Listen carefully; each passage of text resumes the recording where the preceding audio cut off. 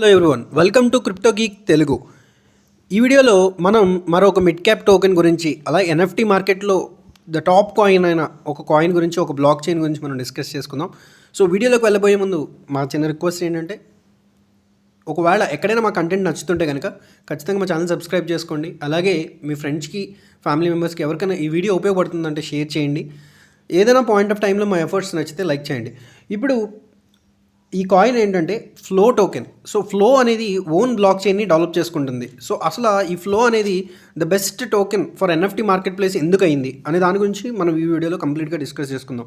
Okay, so వీడియోలోకి వెళ్ళబోయే ముందు మేము చెప్పేది ఏంటంటే, ఇక్కడ ఎటువంటి ఫైనాన్షియల్ అడ్వైస్ ఇవ్వట్లేదు. ఓన్లీ క్రిప్టోకి సంబంధించిన నాలెడ్జ్ అండ్ ఎడ్యుకేషన్ ఇవ్వడమే మా లక్ష్యం.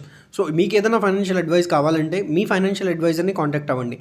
సో మీ ఎప్పుడు కూడా క్రిప్టోలో ఎవరో చెప్పారని ఇన్వెస్ట్ చేయొద్దు. మీరు మీ ఓన్ రీసెర్చ్ చేసుకుని మీకు కన్విక్షన్ బిల్డ్ అయిన తర్వాత, మీకు అన్ని ఫండమెంటల్స్ స్ట్రాంగ్గా ఉన్నాయి అన్న తర్వాత మాత్రమే.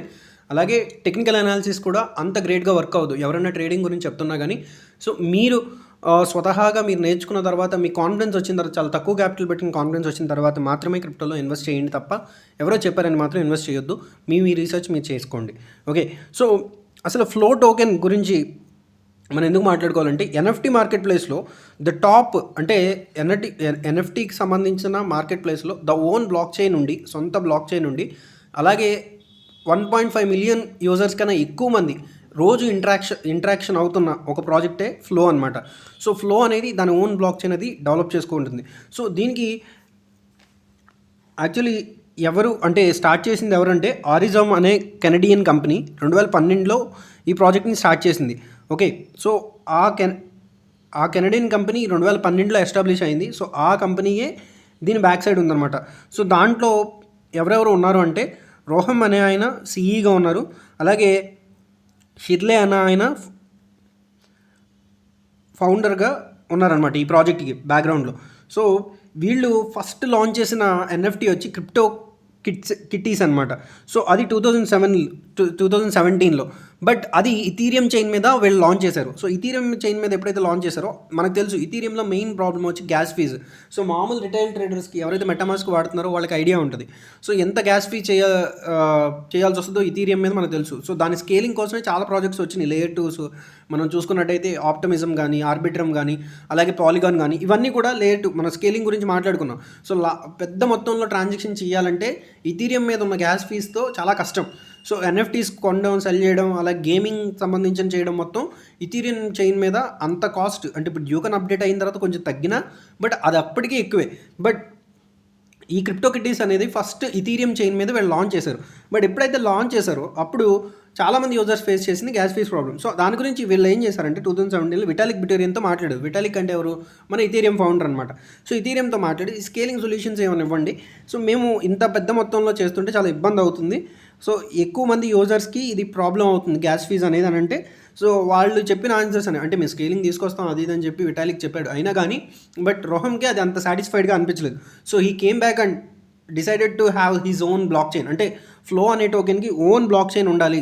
అంటే ఈ మార్కెట్ ప్లేస్కి ఇప్పుడు ఎలాంటి ఏమైనా ఎన్ఎఫ్టీస్ లాంచ్ చేసామంటే ఎక్కువ మందికి రీచ్ అవ్వాలంటే గ్యాస్ ఫీజ్ తక్కువ ఉండాలి, సెంట్స్లో మాత్రమే పడాలి అని ఓన్ బ్లాక్ చైన్ అనేది స్టార్ట్ చేశారు. సో దానికోసమే ఒక కంపెనీ పెట్టుకున్నారు, డాపర్ ల్యాబ్స్ అని కొన్ని కంపెనీని స్టార్ట్ చేసి దాంట్లో ఫ్లో అనే కొత్త టోకెన్ లాంచ్ చేసుకొని, అంటే ఫ్లో బ్లాక్ చైన్ క్రియేట్ చేయడం స్టార్ట్ చేశారనమాట. సో వాళ్ళ దగ్గర 2.5 బిలియన్ దాకా ఫండ్స్ రైజ్ చేశారు. సో ఫ్లో అనేది 2019లో లాంచ్ చేశారు. సో మే 20 ఇప్పటికి ఇంకా మే 2020 వరకు బీటా ఫేజ్లో ఉంది. సో వీళ్ళు ఫస్ట్ ఆ బీటా ఫేజ్లో లాంచ్ చేసిన ఎన్ఎఫ్టీస్ ఏంటంటే NBA టాప్ షాట్స్ అనమాట. ఇది చాలా అంటే చాలా హిట్ అయింది అప్పట్లో, అక్టోబర్ 2020లో. సో హయ్యెస్ట్ ఎక్కువ వాల్యూమ్ జనరేట్ చేసింది ఏదైనా ఉందంటే అది NBA టాప్ షాట్స్. NBA అంటే ఏంటంటే మనకు తెలుసు బాస్కెట్బాల్ టీమ్స్ ఉంటాయి కదా.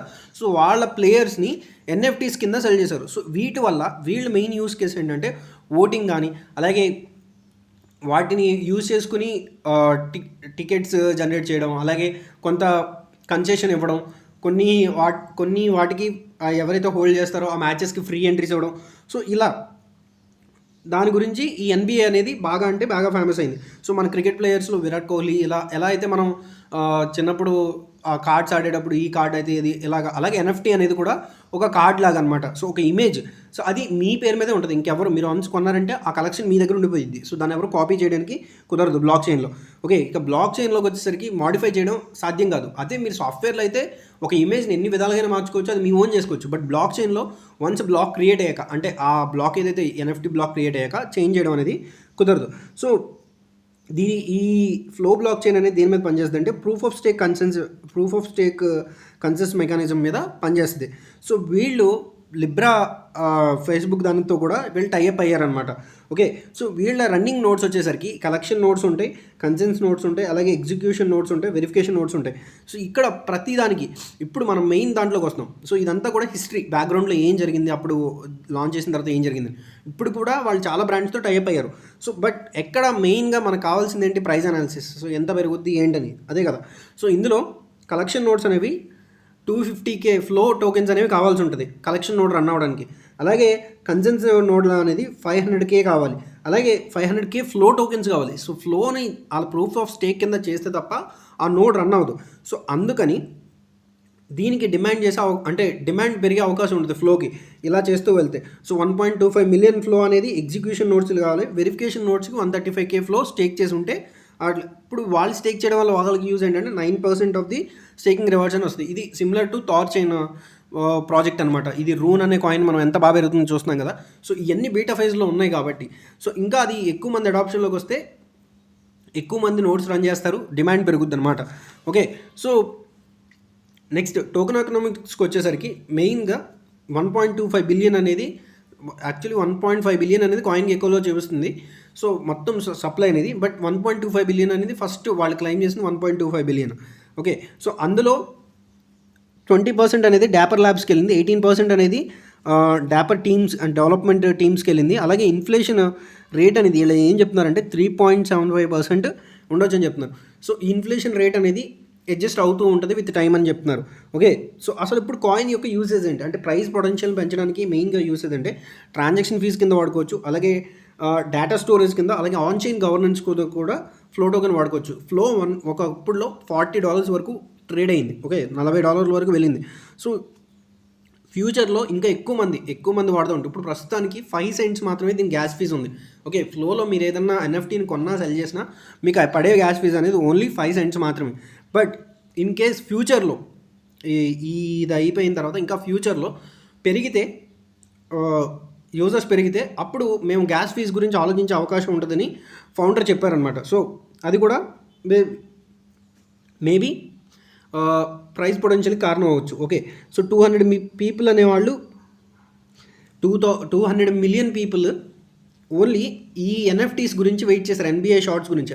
అలాంటిది ఇంకా ఎన్ని ప్రాజెక్ట్స్ ఇంకా వేరే వాటితో వెళ్ళి టైఅప్ అవుతున్నారు టాప్ బ్రాండ్స్తో. అలాంటి వాటి గురించి కూడా ఈ డిమాండ్ అనేది పెరగవచ్చు ఫ్లో టోకెన్కి. అలాగే గూగుల్తో పాటు టైఅప్ అయింది, బట్ అది బేర్ మార్కెట్లో అయింది కాబట్టి ప్రైస్ మీద అంత పొటెన్షియల్ చూపించలేదు. బట్ ప్రాజెక్ట్ గురించి ఇంకా గూగుల్తో ఏదైనా అప్డేట్స్ వస్తే కనుక అప్పుడు ఇంకా పెరుగుతారు. సో ఇప్పుడు 2 మిలియన్ యూజర్స్ ఉన్నారని వాళ్ళు క్లెయిమ్ చేస్తున్నారు. ఇన్ ఫ్యూచర్ ఇంకా యూజర్స్ పెరిగే అవకాశం ఉంటుంది మంచి ప్రాజెక్ట్స్ తీసుకొస్తే. ఓకే, సో ఇక్కడ మెయిన్ కన్సర్న్ ఇంకోటి ఏంటంటే రోడ్ మ్యాప్ అనేది లేదనమాట. ఓకే, అలాగే ఇంకా కన్సర్న్స్ వచ్చేసరికి రియల్ వరల్డ్ అడాప్షన్ అనేది స్లోగా అవుద్ది. ఎందుకంటే ఆల్రెడీ మార్కెట్లో ఉన్న ప్లేయర్స్ వాళ్ళు టాప్ కంపెనీస్తో వీళ్ళు టైఅప్ అవుతున్నారు బయట ఉన్న బ్రాండ్స్తో. సో వాళ్ళకి ఆల్రెడీ పెద్ద స్కోప్ ఉంటుంది. సో వాళ్ళు వచ్చి అడాప్ట్ చేసుకోవడం అనేది అవుతుందా లేదని చూడాలి. అలాగే ఇక్కడ నోట్స్లోకి వచ్చేసరికి నోట్స్ని ఎవరైతే రన్ చేస్తున్నారో వాళ్ళు చాలా తక్కువ నెంబర్లో ఉన్నారు. దానివల్ల ప్రాబ్లం ఏంటంటే అది సెంట్రలైజ్డ్ దాని కింద మారిపోతుంది. ఓకే, ఇలా సెంట్రలైజ్డ్గా మారిపోతే మన main concept of block chain is decentralise. ఒక 6-7 నోట్స్ మాత్రం ఇప్పుడు రన్ అవుతున్నాయి. సో ఈ నోట్స్ అన్నీ పెరిగి ఇంకా డీసెంట్రలైజ్ ఎక్కువ మంది దగ్గరికి వెళ్తే తప్ప సెక్యూరిటీ అనేది పెరగదు. డీసెంట్రలైజ్డ్ మెకానిజం ఉంటేనే బ్లాక్ చైన్కి మోస్ట్లీ ఆ పొటెన్షియల్ అనేది ఉంటుందన్నమాట, ఆ డీసెంట్రలైజ్డ్ ఉన్న పొటెన్షియల్ అనేది. ఓకే, సో ఇవి మెయిన్గా కన్సర్న్స్. సో ప్రైస్ అనాలిసిస్లోకి వచ్చేసరికి నేను చెప్పేది ఏంటంటే లాస్ట్ టైం $40 దాకా వెళ్ళింది, $40 టచ్ అయింది లాస్ట్ టైం బుల్ మార్కెట్లో. ఎందుకంటే లాంచ్ అయింది 2018-19లో కాబట్టి ఆ బుల్ మార్కెట్లో పెరిగింది. ఓకే, సో లాస్ట్ టైం $40 వరకు వెళ్ళింది ఈ టోకెన్. ఈసారి ఇంకా కూడా పెరిగే అవకాశం ఉంది. ఇప్పుడైతే ఎన్ఎఫ్టీస్కి ఇంకా ఎన్ఎఫ్టీ క్రేజ్ పెరిగి, అలాగే Web3 దాంట్లో ప్రొఫైల్ పిక్చర్స్ కింద ఎన్ఎఫ్టీ సెట్ చేసుకోవడం మొదలయ్యి వీళ్ళు ఇంకా మెటా అంటే ఫేస్‌బుక్‌తో ఎలాగో లింక్ అయ్యి ఉన్నారు కాబట్టి ఇన్‌స్టాగ్రామ్‌లో గానీ, వీటిల్లో గానీ సో వీళ్ళకి స్కోప్ ఉంది అని నేను అనుకుంటున్నాను. అది మీరు కూడా ఓన్ రీసెర్చ్ చేసుకొని మీ కన్విక్షన్ బిల్డ్ అయిన తర్వాత మీరు ఇన్వెస్ట్ చేయాలనుకుంటే చేయండి. సో ప్రైస్ అనాలిసిస్‌లో పొటెన్షియల్ అయితే ఇక్కడి నుంచి ఆల్ టైమ్ హైకి ఇంకా 40x డిస్టెన్స్ ఉంది కాబట్టి so there may be chance పెరిగే అవకాశం ఉందని నేను ఎక్స్‌పెక్ట్ చేస్తున్నా. అందుకే ఈ కాయిన్ గురించి రివ్యూ చేశా. సో మీరు మీ ఓన్ రీసెర్చ్ చేయడం మాత్రం మర్చిపోవద్దు. ఒకవేళ మా కంటెంట్ నచ్చితే ఛానల్ సబ్స్క్రైబ్ చేసుకోండి. అలాగే మీ ఫ్రెండ్స్‌కి షేర్ చేయండి. ఏమైనా డౌట్స్ ఉన్న క్వరీస్ ఉన్న కింద కామెంట్ సెక్షన్‌లో మెన్షన్ చేయండి. మేము ఆన్సర్ చేయడానికి ట్రై చేస్తాం. So thank you guys. Thank you very much for watching.